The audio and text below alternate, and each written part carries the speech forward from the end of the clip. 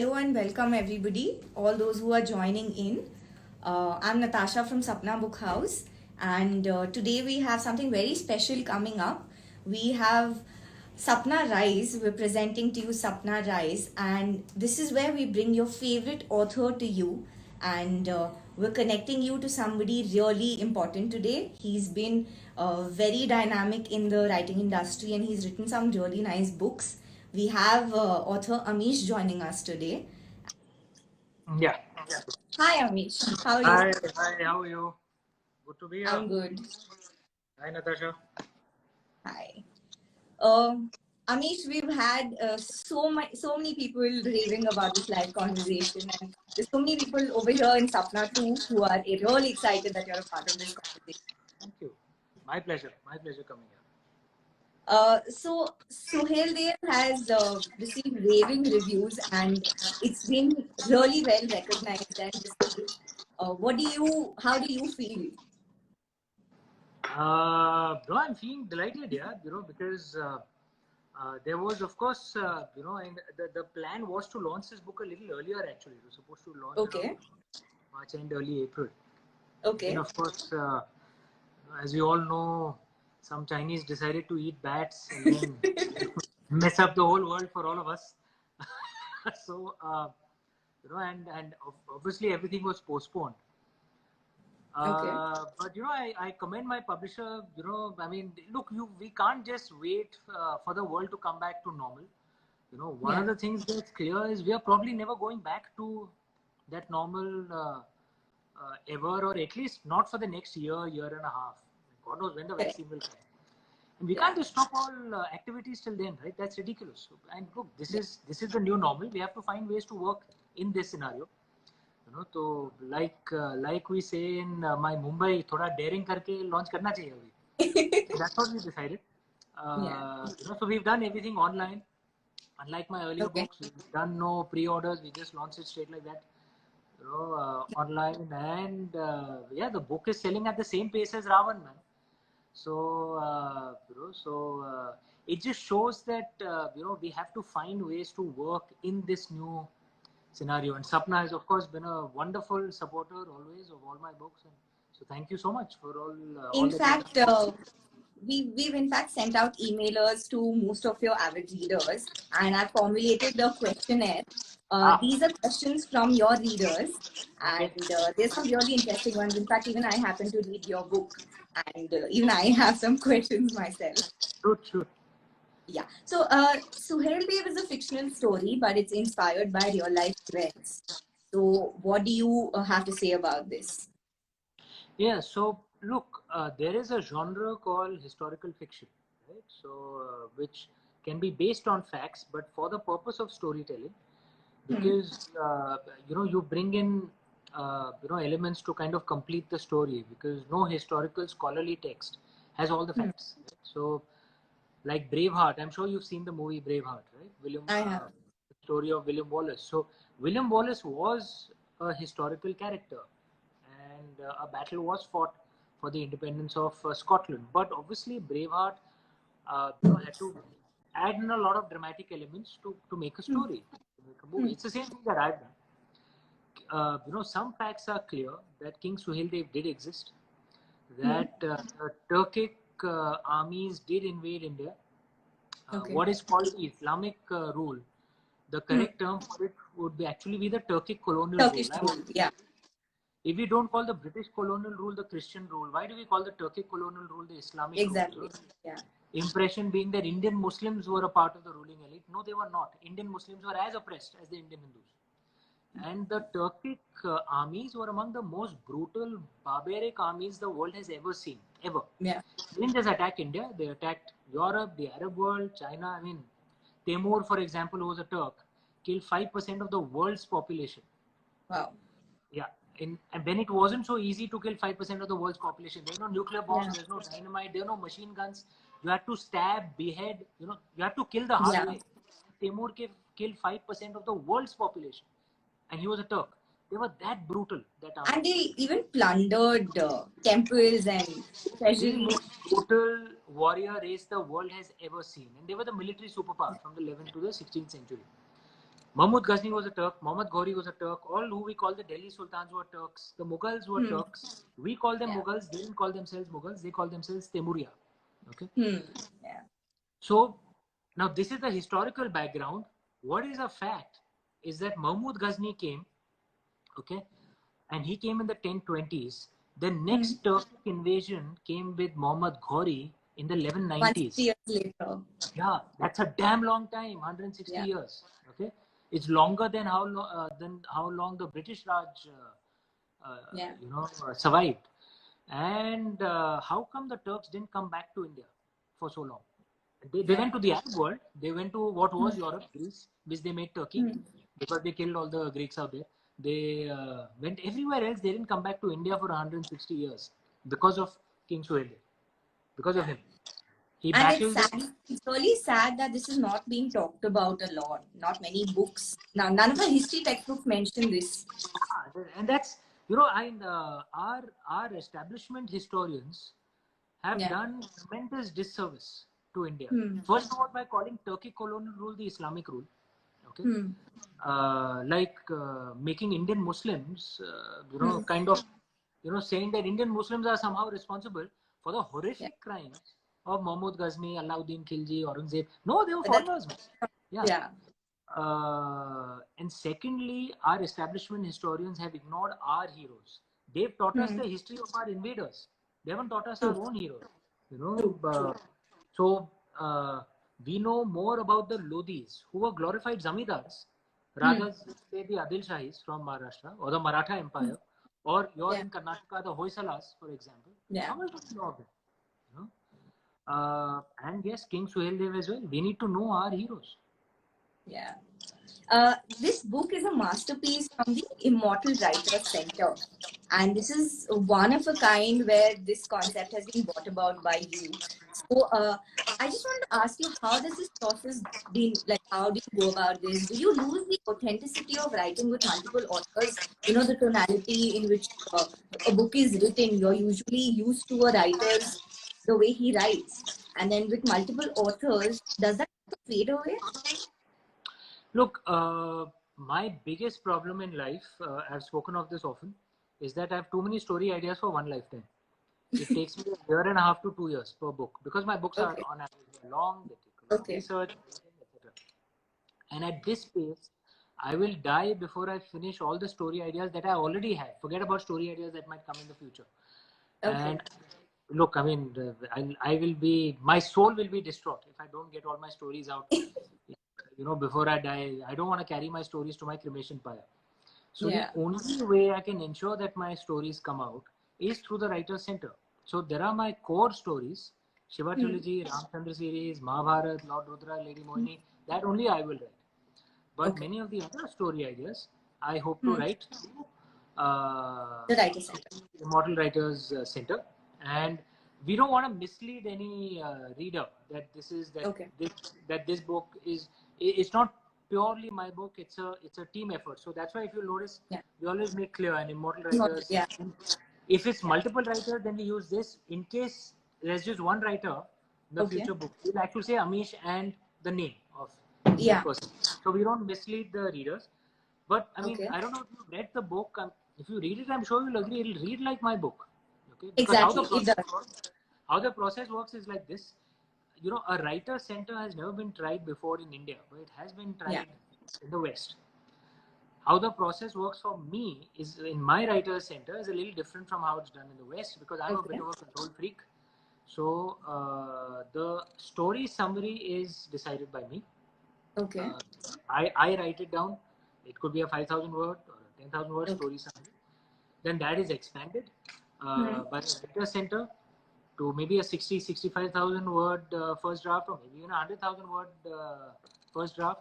Then I work on it to make the second draft and and finalize the manuscript. So the beginning and the end, I am involved, which is why for you it will read as as my book. Having said that, look, I'm working with partners, so so with other writers. So I have to kind of surrender my control freakiness, a bit. A little bit, yeah. Yeah, but look, it's a part of the.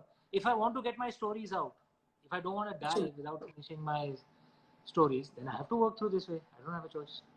Yeah. Uh, I've read consistently that Lord Shiva has played a huge role in your life personally. So Hail Dev too was a Shiv Bhakt. So and I think there's one quote that you actually written in the beginning of the book. Storytelling is a skill. It's a blessing from the Mahadev. So I mean, how has he actually shaped you, and how do you find these story ideas to narrate? Because Indian mythology is a very sensitive subject. Okay, there are two questions in that.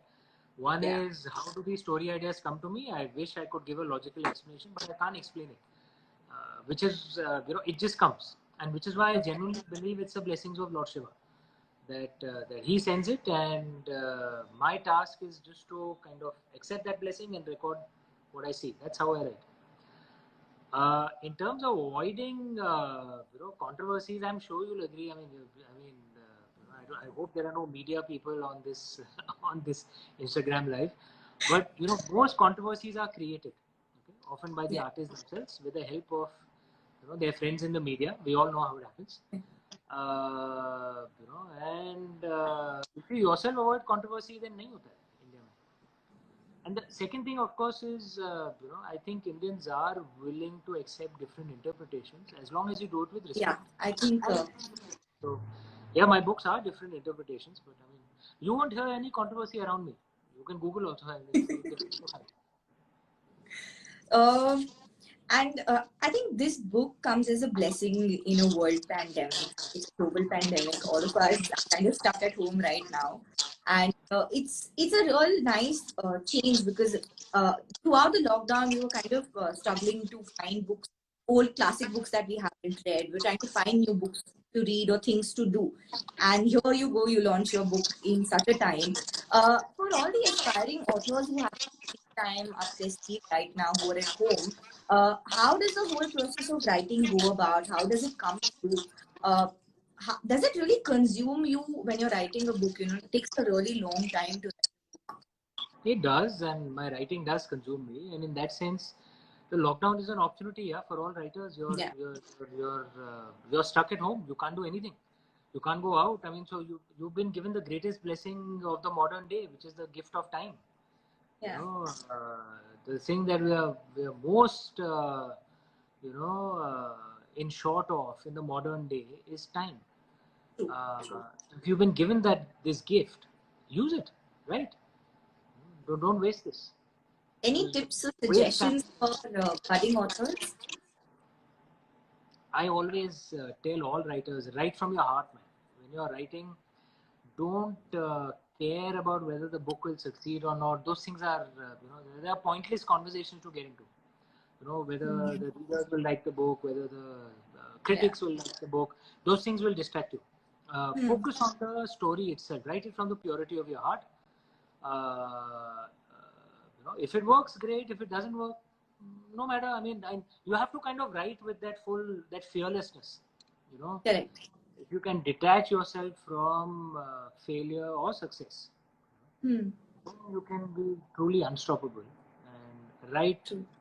what I think will be the voice of your soul. That's the purpose of your book in a Okay. writer's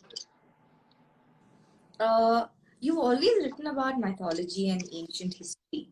And how does the whole process of fact checking happen? fact checking. I'm writing Yeah. a fiction book, man. So it's more about the story. I've written 8 books till now. Okay. 7 are fiction, where we have to look at the story and the philosophies. Other philosophies coming across. Is the story good? Is the story fast paced? That's it. I've written 1 non-fiction. In that, obviously, we have to do fact checking, right? So there, obviously, we did. I will probably be coming out with another non-fiction in another 6-7 months. Wow. Maybe 8 months. Okay. That obviously will also be done with fact checking. The benefit of the Writer Center is you'll get books from me more often.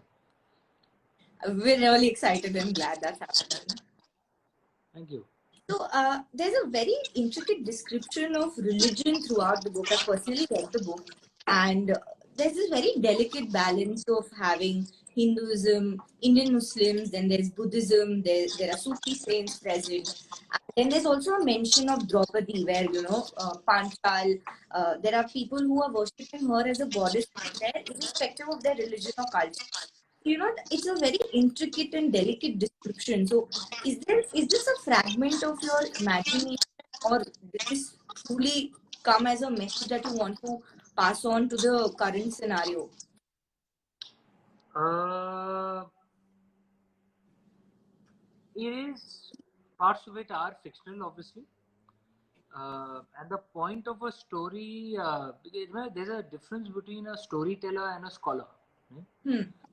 A scholar's job is to study the primary sources. Primary sources means stuff written at that time in Sanskrit Yeah. or Pali or Turkic or Persian, right? And translating that into a scholarly thesis. Okay, that scholarly thesis is then called a secondary source. Okay. That is scholarly study made today on primary sources. The job of a storyteller is to study that secondary source and communicate it through stories to the masses. Right? Okay. So I'm not a scholar. I don't study primary sources. My job is to study the secondary sources, which is the works of scholars. Right? Okay. And the purpose of a story is not so much because it's not a scholarly thesis. So I don't have to establish facts from primary sources. My job as a storyteller is through a story convey important philosophies that I want to. And these elements are there in the story because there is something that I feel very deeply about, which to me is the message of King Suhaildev. The message is very simple. When we Indians are united, we are unbeatable. Yeah. The problem, though, is we Indians are usually divided. Okay, we almost enjoy infighting. It's almost like if we are bored, we don't know what to do, we start fighting with each other. On language, on religion, on caste, we'll find some or the other issue and we'll start fighting with each other. Politics. Some or the other issue and we'll start fighting with each other. We'll find a reason, because it's not that we are fighting because of the reason. We want to find a reason because we want to infight. I agree. And that is why foreign enemies conquered us so often. Because they didn't need to defeat us, we defeated ourselves. Right? And to me, that is the main message of King Suhaildev, that we must be united. That is why you'll find many of the interpretations I have drawn in the book is to support the message of unity. Which is why all these messages are in. King Suhaildev is a symbol of unity. He put together an army of Hindus of all castes, of Indian Muslims, of Buddhists, and he beat back a foreign invader, killed the invading army down to the last man. Exactly. Yeah. That's a message. There is a foreign country trying to invade us now. Right? We need to be united. And if we are united, we'll freaking beat them back.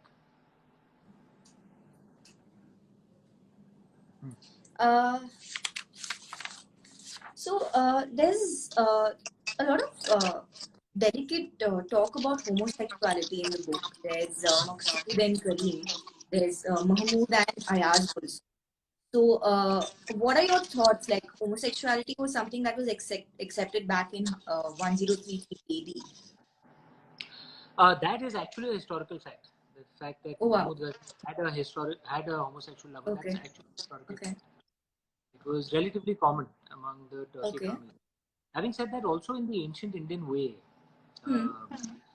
we never. Yes, there are cultures to our west which did criminalize LGBT relations, homosexuals, lesbians, transgenders. They criminalized. They used to, even today, in many countries, they are actually killed. But in ancient, in some countries to our west, but in ancient India, there was never any criminalization of LGBTs.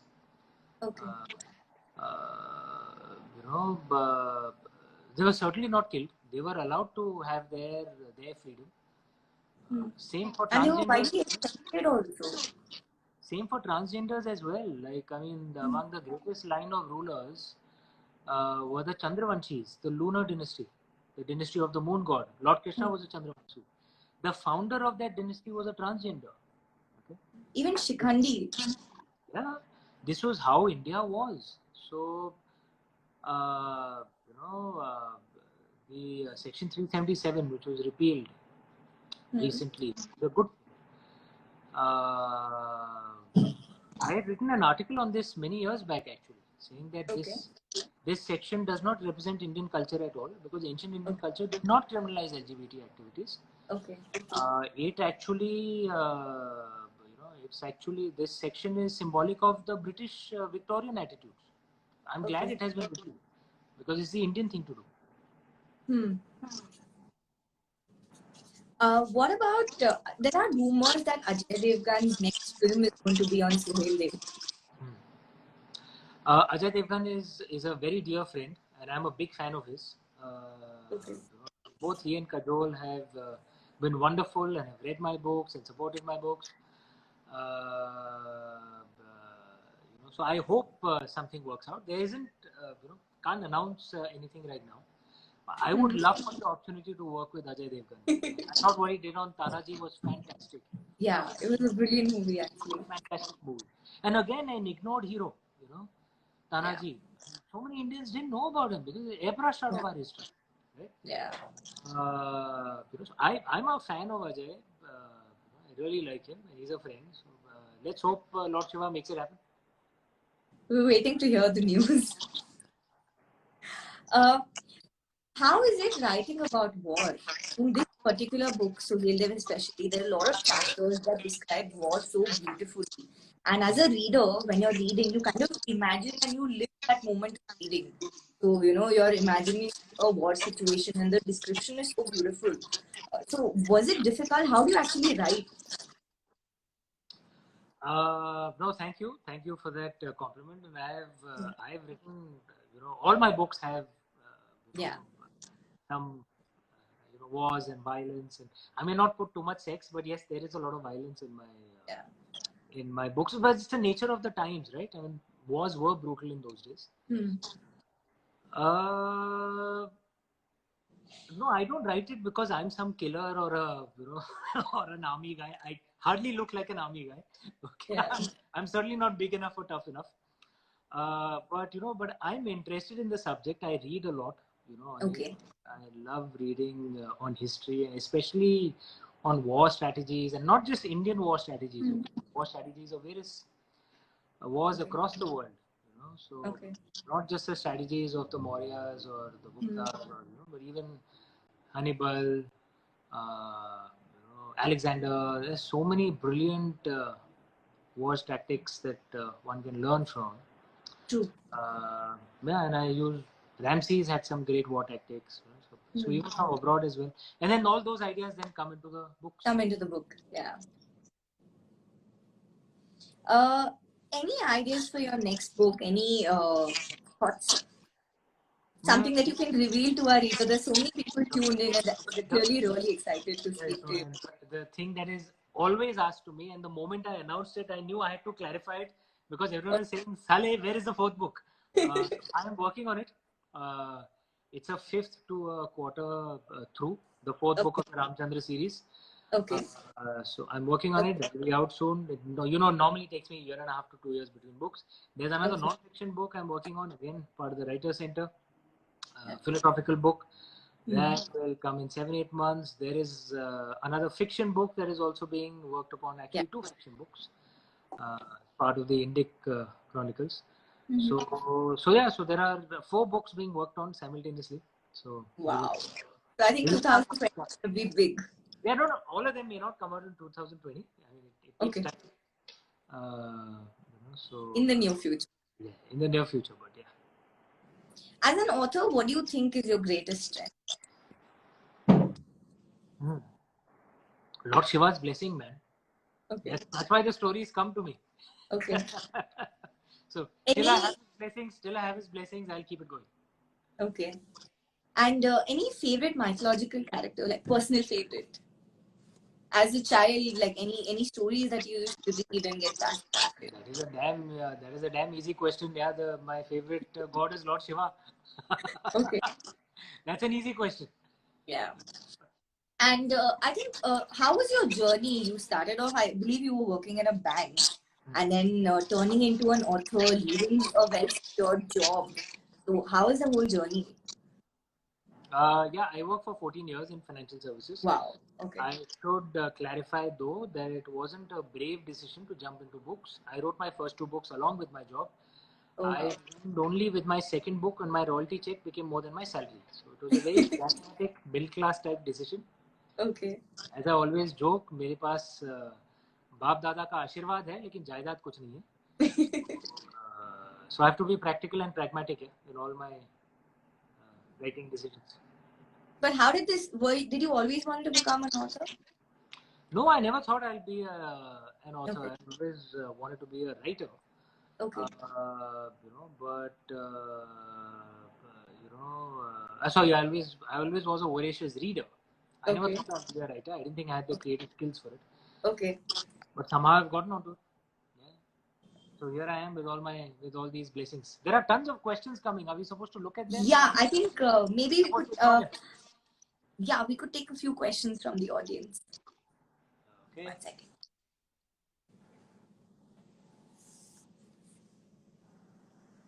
There's one from Madhuri Banerjee, my friend Madhuri, saying I should write more on women characters. Yes, Madhuri, 100%.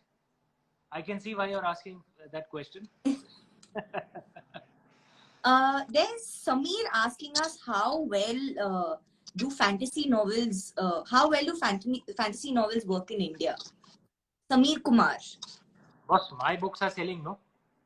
Okay. My books can be classified as historical, but they can be classified as fantasy as well. They're selling. Okay. No problem. Shashank is asking any thoughts on Lord Hanuman? Lord Hanuman has a much more major role to play in the fourth book of the Ramchandra series. So you'll see that. I mean, he was there in the first, second, third book. Obviously. Okay. The fourth book he has a much more major role to play. So okay. Yeah. Akash is asking, you found religion from books. You were an atheist in your youth. Can you elaborate on this transition? Yes, I was an atheist for 10-12 years. Okay. Turned an atheist, in college. Okay. And writing my the first book of the Ramchandra of the Shiva trilogy, Immortals of Melua, is what brought me back to faith. Okay. It was kind of like a rediscovery of religion, Okay. not a discovery of religion. And I've always said before, in the traditional Indian way, there's nothing wrong with being an atheist. Many of our ancient schools of philosophy were atheist schools of philosophy. The dharmic religions are essentially Hinduism, Buddhism, Jainism, Sikhism, right? The religions of Dharma. Judaism, Christianity, Islam are Abrahamic religions. In the dharmic religions, there are many schools of philosophy within these 4 religions, which are actually atheist schools, which means they don't believe in a particular God. Okay. So what was common among the dharmic religions is not so much faith, but belief in karma and dharma, belief in reincarnation, which is why we cremate our dead, because we believe the body is not as important as the soul. So that's what unites the dharmic religions. Being an atheist is not like a terrible thing. Aisa kuch nahi. Never. Yeah. Shruti has a very interesting question. She's asking us who your favorite author is. I read too much to give an all-time favorite. I read at least 6 books per month. So normally I have answered this question. Of the books I've read in the recent past, which ones have I liked? So I loved my friend Ashwin Sanghi's Vault of Vishnu. That's a fantastic book. I loved Pawan Verma's Greatest Ode to Lord Ram. Non-fiction book, a take on the Goswami Tulsidas Ji's Ramcharitmanas. Kriti has an interesting question. She says, should you self-publish or is it better going the traditional way? Look, self-publishing is a... Bapre, someone is asking, which is the first book you wrote? Arey, Immortals of Melua, yaar. Hello. Please read. Go to Sapna and read. Go to Sapna and buy the books. Self-publishing, I think, is making a virtue out of necessity. Ideally, of course, it's good to get published by a mainstream publisher, because then you don't have to bother Okay. about distribution, collecting money, and all those headaches. Okay. But if no other mainstream publisher doesn't back you, then you don't have a choice, right? You have to you back yourself, then self-publish. So self-publishing is essentially making a virtue out of necessity. Okay. Okay. And can you explain about the style of writing? There's someone asking us about the style of writing. Style of writing. I mean, I guess my books. I mean, the stories are fundamentally built around philosophies. For me, the story is essentially a wrapper around some philosophies that I want to convey. So that is one part of the style. Secondly, I try to keep my language as simple as possible. Okay. So more the Ved Vyasji approach rather than the Valmiki Ramayana approach. Okay. The Valmiki ji approach. Valmiki ji was very poetic and wonderful turn of phrase. Ved Vyasji was was very efficient, and he was more about communicating the philosophies through clear, efficient language. I guess maybe I fall under that school of thought. There's someone asking us will you be launching a 4th part of the Shiva trilogy? I might have some spin-offs from the Shiva trilogy on some of the characters. Okay. It may not be a 4th part, but yeah. Mayank is saying, would your fans be called? I was just reading.